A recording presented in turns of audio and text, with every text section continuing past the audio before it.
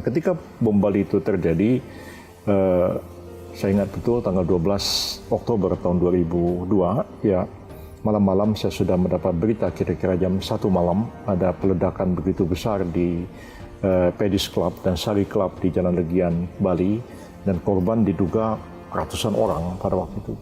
Maka ya saya bergegas pagi-pagi sekali, itu kira-kira jam 5 dari sini berangkat ke Bali dan sampai di bandara Ngurah Rai dan Pasar. Saya dijemput oleh banyak tentara dan polisi dan saya tanyakan bagaimana situasi keamanan. Karena bandara aman. Siapa bilang aman? Saya bawa senjata ini di kaki saya. Dan bawa beberapa magazin dan bawa beberapa belas peluru. Itu semua alat detektor di Bandara Ngurah Rai nggak bisa mendetek saya membawa senjata. Tapi memang benar membawa saya bawa senjata. Oh, ya. Okay. Jadi memang senjata yang saya pegang itu termasuk senjata yang agak canggih dan agak sulit untuk didetek. Tapi peluru-peluru yang dilepaskan bisa didetek. Yang hari itu juga kita perintahkan pengamanan total oleh karena dugaan kita ya pelaku-pelaku bom Bali itu masih ada di Bali. Jadi kita harus mengisolasi Bali dari bar dan dari situ kami datang ke Polda Bali dan Pak Dai Bahtiar pada waktu itu Kapolri juga sampai di sana. Pangdam juga Pak Mangku Pastika Penguasa pada waktu itu Kapolda Bali dan kita rapat dan mereka mengatakan Pak Yusril, Anda Menteri Kehakiman, ya bagaimana kita mengatasi keadaan ini? Ya kita pakai KUHP, ya kita mau pakai Undang-Undang Bahan Peledak tahun 54, kita nggak bisa menghadapi kejahatan ini. Ya siapa pelakunya? Bagaimana mereka melakukan ini? Itu hanya mungkin kalau kita bisa melakukan penyadapan, pembicaraan telepon dan lain-lain. Sementara menyadap itu adalah kejahatan. Jadi kan sulit sekali. Jadi saya mengatakan begini, baiklah saya ambil alih masalah ini. Pokoknya apa yang mungkin kita lakukan sekarang. Tapi legalitas untuk menghadapi terorisme itu tanggung jawab saya. Setelah itulah kita pulang ke Jakarta dan hanya dalam waktu 5 hari. Saya mempersiapkan perpu terorisme. Akhirnya perpu itu dirumuskan, itu pun saat mau ditandatangani itu masih juga terjadi perdebatan dan Pak SBY, Panglima TNI pada waktu itu bilang, Bung Yusril, ya tolong Bang Yusril hadapin orang yang di dalam itu. Ya. Siapa? Yakinkan beliau bahwa ini sudah benar. Ya. Siapa orang itu? I'm Hendro Priyono. Oh. Ya.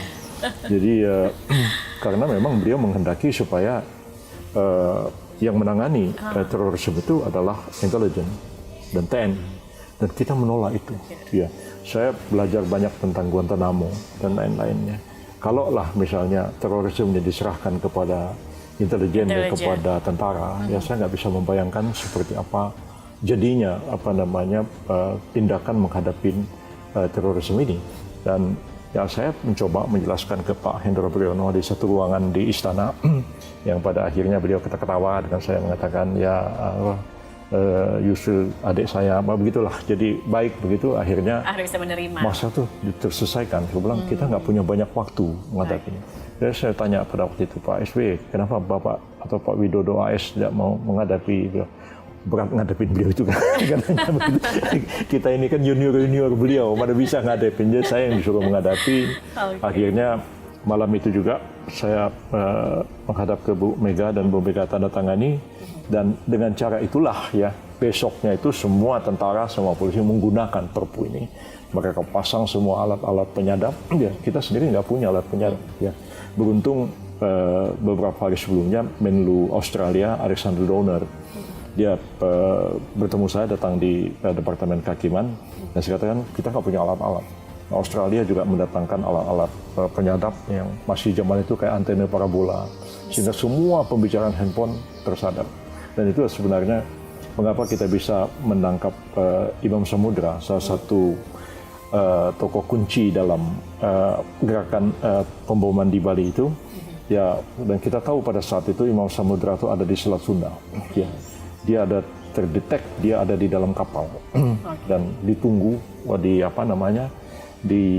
Lampung dan ketika kapalnya mendarat terdetek dia dari mobil keluar dan mobilnya disekap. Ya, dia tidak tahu bahwa SMS itu bisa disadap. Ya, dia kirim SMS dari situ dan kita tahu di mana koordinatnya. Nah, ketika itu ditangkap ya, yaitu tahun 2002 ya. Kalau sekarang penyadapan sudah luar biasa.